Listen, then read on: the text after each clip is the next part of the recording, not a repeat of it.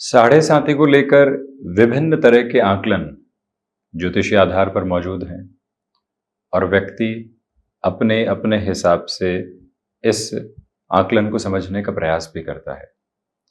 साढ़े साती जब शुरू हुई और साढ़े साती जब पूर्णता की ओर पहुंची, व्यक्ति क्या था और निखर कर क्या बना, ये अवस्था सबसे महत्वपूर्ण है। परंतु व्यक्ति समझता ये है कि थे क्या और बिखर कर हो गए क्या। और जब ऐसे नकारात्मकता भरे भाव किसी भी सिरे में ज्योतिषीय आकलन में निकल कर आते हैं, तो व्यक्ति स्वयं को पशुपेश की तरफ तथा घबराहट की तरफ लेकर चलने वाला होता है। साढ़े साती आने वाली है, प्रथम प्रवास क्रम चल रहा है, मध्य चरण चल रहा है, साढ़े साती पूर्ण होने वाली है। ये सारी ही अवस्थाएं हम कई बार सुनते हैं। सर्वप्रथम तो आप ये देखें कि जो आपकी राशि है उससे गोचरी आधार पर द्वादश भाव में प्रथम चरण, जब राशि भाव में ही शनिदेव हो तो मध्य चरण, और जब द्वितीय भावस्थ शनिदेव हो जाएं तो उसे हम अंतिम चरण की अवस्था कहते हैं। तो जब भी साढ़े साती के प्रभाव को हम समझें और आध्यात्मिक पक्ष को निहित करते चले जाएं तो व्यक्ति के भीतर के अनुभव गहरे होते चले जाते हैं। वर्तमान समय में यानी 4 जून 2024 को जब हम ये कार्यक्रम प्रस्तुत कर रहे हैं और भावी भविष्य में भी जब इसको देखा जाएगा, तो आप इस बात को स्मृति में रखिएगा कि वर्तमान में शनिदेव कुंभ राशि स्थान में है और साथ ही साथ यहाँ पर इनकी मार्गीय अवस्थाएं चलायमान है। 29 जून से शनिदेव वक्रगत आधार को प्राप्त करेंगे। तो इस वजह से जो कुंभ राशि के महानुभाव हैं उनको साढ़े साती का मध्य चरण चल रहा है, क्योंकि शनिदेव यहाँ कुंभ राशि में ही है। तो वहीं पर जो मीन राशि के महानुभाव हैं उन्हें साढ़े साती का प्रथम चरण चल रहा है और मकर राशि के महानुभावों को अंतिम चरण चल रहा है, यानी कि साढ़े साती पूर्णता की ओर अग्रगामी है। ये अवस्था विशेष तौर पर है। अब एक एक सिरे के साथ में समझने का प्रयास करते हैं। आप देखिएगा कि शनिदेव मंद चाल के यानी कि धीमी चाल के अधिपति हैं। इसी वजह से शनिवार को मंद वासरे के रूप में भी जाना जाता है। जिस ग्रहीय व्यवस्था की चाल धीमी है वो परिणाम भी उसी स्तर के साथ में देने वाले हो जाते हैं। परंतु उस सिरे के साथ में ऐसे ग्रह के प्रभाव में कोई व्यक्ति जल्दबाजी करता है तो उसके लिए परिणामों के साथ में कई बार नकारात्मक पक्ष भी सामने निकल कर आने वाला हो जाता है। थोड़ा सा और इन डेप्थ अप्रोच में देखते हैं। आप देखिए कि शनिदेव एकादश भाव में रहे, आपके कामकाज तीव्र कामिता के साथ में पूरे हो रहे थे। जैसे ही शनिदेव की स्थितियां द्वादश भावस्थ क्रम के साथ में गतिमान हुई और व्यक्ति विशेष के लिए कार्यों में थोड़े से विलंब होने लगे। जिस एवरेज को आप वर्किंग पोजीशंस में मेंटेन करके चल रहे थे, अब उसमें दुविधाएं आने लगी। जो लोग आसानी से आपका कामकाज कर रहे थे, अब वो आनाकानी करने लगे। रुपए पैसों के खर्च में अधिकता हुई। तो अब वहीं से व्यक्ति को लगने लगा कि अब हमें थोड़ा सा और पेस बढ़ाने की रिक्वायरमेंट है। कामकाज में एवरेज मेंटेन करने के लिए थोड़ी बहुत उधारी बढ़ाते हैं और उससे स्थितियों को व्यवस्थित करते हैं। जो खर्चे हो रहे हैं वो तो होते रहेंगे, उनको रोकना मुनासिब नहीं।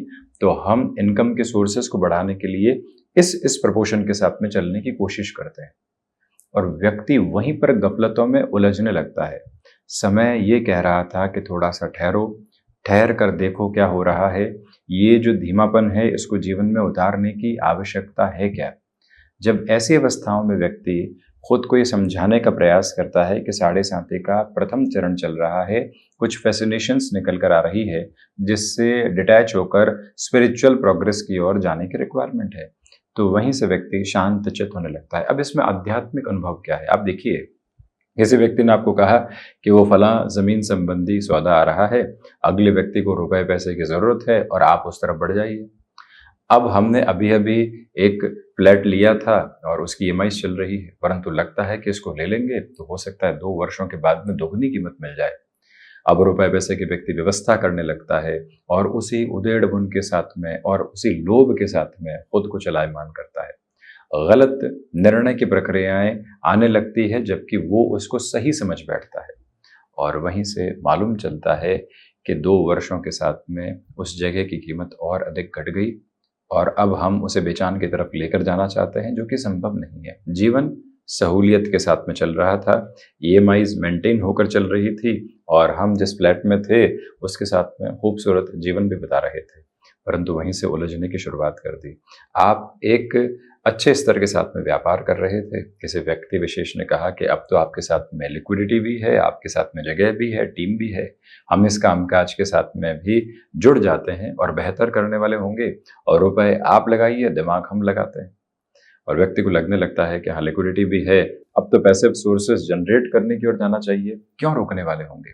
जबकि समय ये कह रहा था कि आप जो कार्य कर रहे हैं उसमें निष्ठापूर्वक चलते चले जाएं, किसी और स्थिति की तरफ जाने की अभी आवश्यकता ही नहीं है। परंतु किसी और के साथ में जुड़ गए, उसे भी उस क्षेत्र का इतना अनुभव नहीं, हमें भी अनुभव नहीं था, और उलझते चले गए। अब वहां व्यक्ति के भीतर का आध्यात्मिक पक्ष उजागर हो और ये समझने का व्यक्ति प्रयास करे कि साढ़े साथी आखिरकार बता क्या रही है। वो ये बता रही है कि जितने पेस के साथ में आपको रिजल्ट्स मिले हैं, अब थोड़ा सा स्वयं को थाम कर चलने की आवश्यकता है। जल्दबाजी के सिरे कहीं पर भी नहीं पहुंचाने वाले हैं। हम जो कर रहे हैं उसमें और अधिक प्रतिष्ठित क्रम देखते हैं, स्वयं को व्यवस्थित करके चलते हैं, उसके बाद में आगे की उजास को स्वयं के लिए देखने वाले रहेंगे। परंतु अभी किसी भी सिरे की जल्दबाजी को अपने साथ हम दोहराने से बचेंगे। जब ऐसी अवस्थाओं के साथ में व्यक्ति चलने लगता है तो स्पष्ट रूपेण उसके समक्ष ये बात निकल कर आने वाली हो जाती है कि यहाँ पर उस व्यक्ति को अपने लिए कामकाज में धीमेपन की जरूरत थी, समझने की आवश्यकता थी कि स्थितियां है क्या। और एक बार जब उस अवस्था के साथ में व्यक्ति होता है तो गलत निर्णय की तरफ नहीं जाता। आप एक जॉब के साथ में चल रहे हैं और लगने लगता है कि यहाँ ल्यूक्रेटिव ऑफर है, स्टार्टअप है, जबकि आपको मालूम है कि अभी स्टेबिलिटी भी है, खर्चे बहुत अच्छे से मेंटेन है, उस स्टार्टअप की तरफ जा रहे हैं, रिस्क है और हम उसमें कैलकुलेटिव नहीं, यानी कि ऊपरा ऊपरी तौर के ऊपर जा रहे हैं, और उसी स्थिति के साथ में वो समय आपको घेरने लगता है। इसी वजह से जब साढ़े साथी प्रथम प्रवास क्रम के साथ में चल रही हो तो आध्यात्मिक पक्ष यही कहता है थोड़ा सा ठहरें और रुकें और उसके बाद में निर्णय लेने वाले रहें। एक उदाहरण के तौर पर समझते हैं, हम घर से किसी महत्वपूर्ण कामकाज के लिए निकल रहे हैं, डॉक्यूमेंट्स कैरी करने थे और जो भी सामान आदि है, गैजेट्स आदि हैं, एसेसरीज उनको कैरी करना था। हम बैग लेते हैं और सीधा गाड़ी में बैठ जाते हैं। ऐसी अवस्था के साथ में व्यक्ति स्वयं को एक बार घर में रोके और ये कहे, चेक कर लेते हैं और मानसिक तौर पर भी देख लेते हैं कि जिस कामकाज के लिए जा रहे हैं और क्या क्या रिक्वायरमेंट हो सकती है।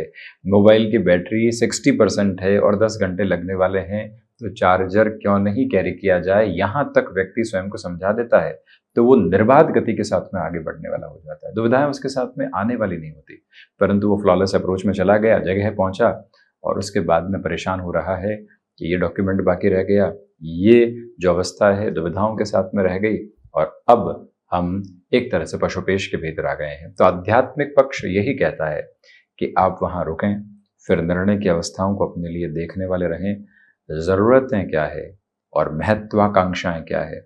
साढ़े साथी के प्रथम प्रवास क्रम में ये लिस्ट व्यक्ति यदि फ्रेम करके चलता है अपने माइंडसेट में, तो वो अपनी स्पिरिचुअल गेन के साथ में कहीं पर भी दुविधाओं में आने वाला नहीं होता, क्योंकि शनिदेव की स्थितियां और उनकी परिभाषा ये कहती है कि भौतिकता के गहरे दलदल में उलझाकर व्यक्ति को आध्यात्मिक पक्ष दिखाओ, परंतु व्यक्ति अपनी कर्मशीलता के साथ में उस दलदल के पहले ही ये कहे कि हम अपने कर्म के साथ जुड़े हुए हैं, हम यहाँ भौतिकता के उस गहरे अंधे स्तर के साथ में चलने वाले नहीं होंगे, हम रुकेंगे, ठहरेंगे।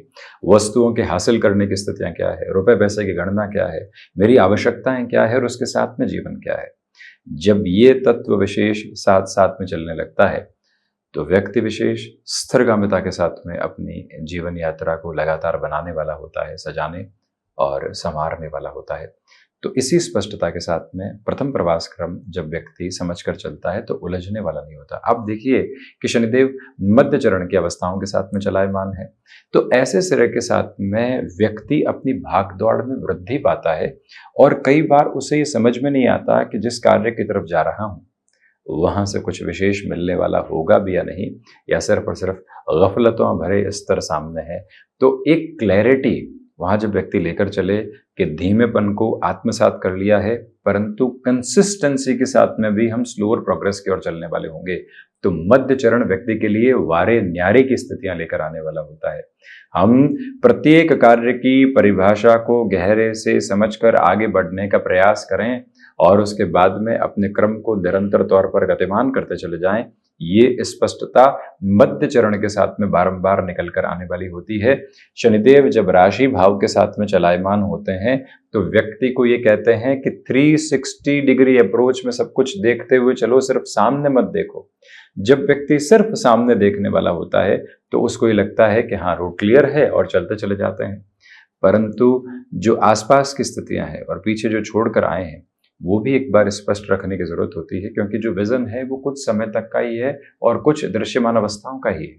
जैसे ही ये क्लैरिटी निकल कर आती है तो व्यक्ति फिर उलझने वाला नहीं होता और अपने लिए जो धोखे हैं उनको धोखे की तरह देखने वाला नहीं होता। एक बार अपने जीवन को पलट कर देख लीजिए, जहां जहां संघर्ष मिले वहीं से जीवन यात्रा परिवर्तित हुई। जो महानुभाव 50 वर्ष, 55 वर्ष, 40 वर्ष, 60, 65, 70 वर्ष के साथ में है, वो इस बात को और अच्छे से स्वीकार कर पाएंगे और देख पाएंगे कि 2005 में, 2008 में दशाओं का परिवर्तन था, 7.5 ढैया का प्रभाव था और वहां से चलते हुए गुजरी विधाओं में हम ये संघर्ष देख रहे थे, परंतु संघर्ष से बाहर निकलकर जीवन यात्रा ने बहुत कुछ दिया। वो आध्यात्मिक पक्ष को उजागर करने वाली स्थिति हो जाती है। और जब व्यक्ति ऐसे गेन के साथ में होता है तो उलझता नहीं। कई बार आपने लोगों को कहते हुए सुना था कि वहां मति भ्रमित हो गई थी और निर्णय ले लिया, जरूरत ही नहीं थी, हम तो ऐसा कार्य करते ही नहीं, और उस तरफ चले गए। उस व्यक्ति ने कहा स्टॉक मार्केट में पैसा लगा दीजिए, हमें दे दीजिए और हम लगा देते हैं। जबकि उस व्यक्ति विशेष के साथ में पहले के भी अनुभव अच्छे नहीं है, लोगों ने उसकी रिपोर्ट बेटर नहीं दी है। आप भी जानते हैं कि हम खुद निवेश करेंगे तो बेहतर अवस्थाओं के साथ में चलने वाले होंगे, गणनाओं को लेकर चलेंगे, परंतु मति भ्रमित हुई और वहां से व्यक्ति दुविधाओं में आ गया। तो ऐसे सिरे में क्या किया जाए? कुछ दिन रुका जाए और रुक कर जो मति की भ्रमित होने वाली अवस्थाएं हैं उसको स्पष्टता के क्रम के साथ में लेकर चलने का प्रयास किया जाए। कोहरा कितना भी हो सर्दियों में, परंतु एक समय दिवस में ऐसा आता है जब स्पष्ट तौर पर दृश्यमान स्थितियां सामने होती है और उसी समय का इंतजार करना चाहिए कि हम अपनी यात्रा को गतिशीलता के साथ में लेकर चलने वाले हों। यही जीवन का पथ भी है और यही मार्ग है जो लगातार प्रशस्त होकर इस यात्रा को और अधिक तीव्रता के साथ में आगे बढ़ाने वाला हो जाता है। तो मध्य चरण के साथ में व्यक्ति की चरणबद्ध गति धीरे धीरे आगे बढ़ती रहे, अपनी समझ को विकसित करते रहे, हनुमंत उपासना के चरमोत्कर्ष को प्राप्त करके अपनी जीवन यात्रा को निर्बाध गति देती रहे, उसमें अत्यधिक बेहतरी के क्रम व्यक्ति विशेष के लिए रहने वाले होते हैं। अब 7.5 जब अंतिम प्रवास क्रम के साथ में होती है तो ये और गौर करने लायक बात है कि ऐसे में व्यक्ति स्वयं को अब धीरे धीरे सकारात्मक पक्ष की ओर देखने लगता है। धोखे मिले, दुविधाएं मिली, रुकावटें मिली, बाधाएं मिली, किसी व्यक्ति विशेष की वजह से हमको अपमानित होना पड़ा, ये सारी अवस्थाएं रही, परंतु हमने सबको माफ किया, सारे ही बुलावे हटाए, अपने भीतर के पछतावे के साथ में मन को निर्मल किया और फिर 7.5 के अंतिम प्रवास क्रम के साथ में अपनी यात्रा को देखते हुए बढ़ते चले गए कि आखिरकार इस यात्रा के सरोकार हैं क्या, स्पष्ट तौर पर गतिशीलता है क्या, और वहीं से एक क्रिस्टल क्लियर अप्रोच उस फ्रेम में व्यक्ति के साथ जुड़ती चली जाती है। ये स्पष्टता रखने की पूरी आवश्यकता होती है कि जब भी 7.5 का अंतिम प्रवास क्रम होगा तो शनिदेव धन भावस्थ क्रम के साथ में होंगे। गौर कीजिएगा, सेकंड हाउस के अप्रोच के साथ में होंगे। पारिवारिक पक्ष के साथ में व्यक्ति अति स्पष्टता से बचकर चलने का प्रयत्न करे, साथ ही साथ में अपनी वाणी को भी मृदुभाषिता के क्रम में लेकर चलने का प्रयास करे और वहीं पर कामकाज को अब गतिशीलता देने का प्रयत्न करते हुए आत्मविश्वास से जो लबरेज वो हुआ है, अनुभव के साथ में उसने जो सीखा है, कहाँ शांत रहना है, कहाँ अपनी बात को मुखर होकर रखना है, कहाँ किसी को समझाना है, किस हद तक समझाना है, कहां अपने द्वारा उदाहरण प्रस्तुत करना है, ये सारी ही क्लैरिटी उसके सामने आने लगती है। और एक गहनतम अवस्था में गौर कीजिएगा कि ऐसे स्तर पर शनिदेव की तीसरी जो बेहतर दृष्टि होती है वो चतुर्थ भावस्थ क्रम पर होती है, यानी मानसिक सुख के भाव पर होती है।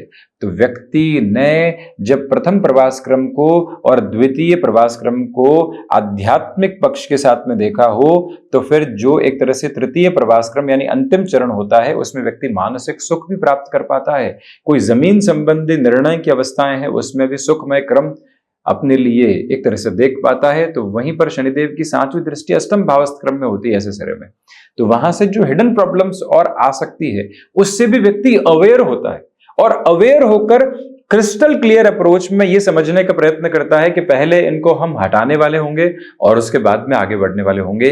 और शनिदेव की जो 10वीं दृष्टि है, जो ग्रही व्यवस्था की दूरस्थ दृष्टि, वो लाभ भाव पर होती है ऐसे सिरे में। तो वहां से व्यक्ति विशेष स्वयं के लिए लाभ के सिरों को भी धीरे धीरे देखने वाला हो जाता है और सर्वांगीण लाभ के साथ में अपनी यात्रा को एक अलग पक्ष के साथ में उजागर करता हुआ आगे की ओर गतिमान होता चला जाता है। ये अवस्था स्पष्ट तौर पर ऐसे व्यक्ति विशेष के साथ रहती है जो रुकावटों एवं बाधाओं का मार्ग दूर दूर तक भी नहीं बनाती। इसी वजह से आध्यात्मिक पक्ष की प्रबलता इस बात के साथ में है कि हम निर्णय की गहनता को अपने साथ में लेकर चलने वाले हों। तुम ये काम कर लेना और आप इस कामकाज को पूरा करके हमको बता देना, ये तो इंस्ट्रक्शंस हो गए। परंतु वहीं हम दोनों के ही साथ में कुछ समय के लिए जुटे और उसके बाद में देखा कि कार्य कब तक पूरा हो सकता है जिससे गलतियों की गुंजाइश नहीं रहे, और हम व्यवस्थित तौर पर इस काम को समझकर उनके साथ में आगे भी बढ़ाते चले जाएं और लापरवाही का एक तरह से पहला शब्द भी वहां पर जुड़ा नहीं हो। ये है आध्यात्मिक पक्ष की स्थितियां। तो जब भी व्यक्ति साढ़े साती के चरण की ओर जा रहा हो, जैसे वर्तमान में जब हम ये कार्यक्रम ले रहे हैं, तो कुछ ही समय में मेष राशि के महानुभावों के लिए अब जो ये साढ़े साती का क्रम है शुरू हो जाएगा। मीन राशि के महानुभावों के लिए मार्च 2025 के बाद में मध्य चरण की स्थितियां आ जाएंगी। तो वहीं जो कुंभ राशि के महानुभाव है अंतिम चरण में होंगे। मकर राशि के महानुभाव साढ़े साती के क्रम से मुक्त हो जाएंगे। ये अवस्था विशेष सामने रहेगी। तो ऐसी तत्पर गति के साथ में जब भी व्यक्ति अपने भीतर के मंथन को और अधिक उजागर करता हुआ जीवन यात्रा को देखता है, तो वो स्पष्ट तौर पर अपनी गतिशीलता को एक अलग क्रम में देखने वाला होता है। मन के भीतर के सारे ही भटकाव हटने वाले हो जाते हैं। जब व्यक्ति राम नाम के सुमिरन के साथ में साढ़े साती के क्रम में हो, तो वो प्रत्यक्ष और परोक्ष तौर के ऊपर अपने श्वासों की माला को एक अलग सुलभता के साथ में देखने वाला होता है। जब सांसें उथली नहीं हुई, तेज नहीं हुई, तो व्यक्ति शांत हुआ, और जब व्यक्ति शांत हुआ तो उसके निर्णय में कोई भी तरीके के भ्रम नहीं रहे, भुलावे नहीं रहे, छलावे नहीं रहे। किसी को न धोखा देने की प्रवृत्ति हुई और न ही किसी व्यक्ति विशेष को बहकावे के साथ में लेकर चलने की आवश्यकता। ये क्रमबद्ध गतिशीलता है जो व्यक्ति अपने भीतर तक बनाकर रखता है, तो जीवन की सार्वभौमिक स्पष्टता अपने साथ में लेकर आता चला जाता है। तो इसी वजह से इस व्यवस्था क्रम के साथ में व्यक्ति स्वयं को बारंबार इसी बात में लेकर चलने वाला रहे कि वो उलझेगा नहीं और कहीं पर भी खुद के लिए ऐसी पशुपेश की स्थितियां बनाने वाला रहेगा नहीं। तो उसी क्रिस्टल क्लियर अप्रोच के साथ में अपने लिए जो साढ़े साती का क्रम है वो एक अलग अवस्था के प्रतिबिंब स्वरूप के साथ में होता है। और अब आप ये देखिए कि जब साढ़े साती प्रथम प्रवास क्रम के साथ में होती है तो शारीरिक तौर पर व्यक्ति आलस्य की स्थितियों को ज्यादा देखता है। जब द्वितीय भावस्थ क्रम में होती है तो व्यक्ति मानसिक तौर पर उलझनों को ज्यादा देखता है, और तृतीय भावस्थ क्रम में होती है तो घुटनों से संबंधित समस्याओं के साथ में पशुपेश देखता है। तो वहां पर भी हम कैसे खुद को फंक्शनल करके चल रहे हैं। शनिदेव सूर्य पुत्र हैं, और जब भी व्यक्ति अस्थि संबंधित विकारों को देखे, मस्तिष्क संबंधी किसी भी स्थिति को देखे और सूर्य उपासना की तरफ चलता चला जाए, तो वो और अधिक स्पष्टता अपने लिए लेकर आने वाला होता है। इस समय में प्रत्येक दिवस विशेष में हम सुंदरकांड का पाठ परिवार के साथ में करने वाले हों, दशरथ कृत शनि स्तोत्रम का पाठ करने वाले हों, संकट मोचन हनुमान अष्टक, हनुमान चालीसा, राम नाम के सुमिरन के साथ में चलती हुई यात्रा, हनुमंत मंदिर दर्शन, वहीं अपनी कर्मशीलता के साथ में प्रत्येक दिन निर्बाध गतिशीलता का क्रम, और वो भी शनिवार के दिवस विशेष के साथ में विशेष तौर पर अपने कामकाज को एक अलग क्रम के साथ में लेकर चलना, कहीं न कहीं शनिदेव की उपासना का एक महत्वपूर्ण चरणबद्ध तरीका हो जाता है, जहां से जीवन यात्रा बिल्कुल भी उलझने वाली नहीं होती। तो ये था साढ़े साती के आध्यात्मिक पक्ष का वर्णन जो हमने आपके समक्ष रखने का प्रयत्न किया। हम ऐसे ही चर्चाओं के साथ उपस्थित होने का प्रयत्न करते रहेंगे। धन्यवाद एवं कोटिशः आभार।